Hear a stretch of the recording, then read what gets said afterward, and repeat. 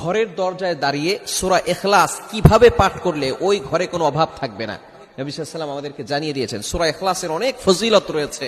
সূরা ইখলাস সম্পর্কে হাদিস এসেছে, বুখারী শরীফের হাদিস। যদি কোনো ব্যক্তি একবার এই সূরা ইখলাস পাঠ করে, এবং শুধু তাই নয়, যে ব্যক্তি সূরা ইখলাসকে বেশি মহব্বত করে, এক সাহাবী সূরা ইখলাসকে বেশি মহব্বত করতেন।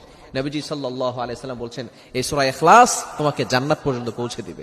শুধু তাই নয়, কোনো ব্যক্তি যদি একবার সূরা ইখলাস তেলাওয়াত করে, আল্লাহ পাক রব্বুল আলামিন তার জন্য কোরআন শরীফের 10 পারা পড়লে যে সওয়াব হয়, সেই সওয়াব আল্লাহ তাআলা তার আমলনামায় দিয়ে দিবেন। বলেন সুবহানাল্লাহ। Can you imagine that? আপনি কল্পনা করতে পারছেন? যদি 2 বার তেলাওয়াত করা হয় তাহলে 20 পারা কোরআন শরীফ তেলাওয়াত করার সওয়াব। যদি 3 বার পড়া হয় তাহলে 30 পারা কোরআন শরীফ পড়লে যে সওয়াব হয়, সেই সওয়াব আল্লাহ তাআলা তার আমলনামায় দিয়ে দিবেন। এজন্য অবশ্যই সূরা ইখলাসের আমল আমরা করব। কিভাবে করব? ঘরের দরজায় দাঁড়িয়ে যদি সূরা ইখলাস পাঠ করতে পারি, কতবার পাঠ করলে আল্লাহ পাক রব্বুল আলামিন বরকত দিবেন, ওই সংসারে কোনো অভাব থাকবে না।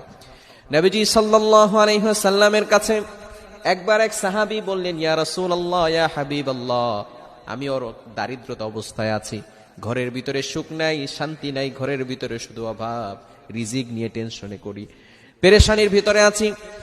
নবীজি সাল্লাল্লাহু আলাইহি ওয়াসাল্লাম তার জন্য এমন একটা আমল শিক্ষা দিয়ে দিলেন, যে আমল করলে অবশ্যই আল্লাহ পাক রব্বুল আলামিন তোমার জন্য দারিদ্রতা দূর করে দিবেন এবং তোমার ঘরের ভিতরে আল্লাহ তাআলা সুখ শান্তির ব্যবস্থা করে দিবেন। ওই সাহাবীকে নবী সাল্লাল্লাহু আলাইহি ওয়াসাল্লাম সূরা ইখলাস শিখিয়ে দিলেন। উনি সূরা ইখলাস ওনার ঘরে ঢোকার সময়, যখন ঘরে ঢুকবেন, এই সময় সূরা ইখলাস তিনি তেলাওয়াত করবেন।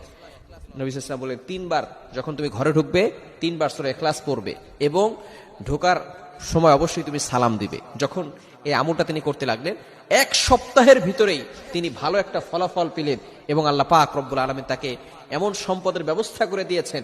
এই সাহাবী কিছুদিন পরে নবীজির কাছে এসে বললেন, ইয়া রাসূলুল্লাহ, ইয়া হাবিবাল্লাহ, আপনি যে আমল আমাকে শিক্ষা দিয়েছেন, এই আমল করে আল্লাহ পাক রব্বুল আলামিন আমাকে এমন বরকত দিয়েছেন, এখন আমি যাকাত আগে নিতাম, এখন আমি যাকাত দেই। বলেন সুবহানাল্লাহ। এজন্য অবশ্যই